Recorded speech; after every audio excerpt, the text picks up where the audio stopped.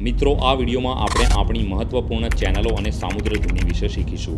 Channel એ બે ભૂમિ વિસ્તારો વચ્ચેનો એક પહોળો ખુલ્લો જળમાર્ગ છે, જ્યારે સામુદ્રધુની એ પ્રમાણમાં સાંકડો જળમાર્ગ છે જે બે મોટા જળાશયોને જોડે છે. ચાલો થોડા ઉદાહરણ લઈએ. 8 ડિગ્રી ચેનલ મિનિકોય ટાપુને માલદીવથી અલગ કરે છે. 9 ડિગ્રી ચેનલ આ મિનિકોય ટાપુને મુખ્ય લક્ષદ્વીપ ટાપુથી અલગ કરે છે.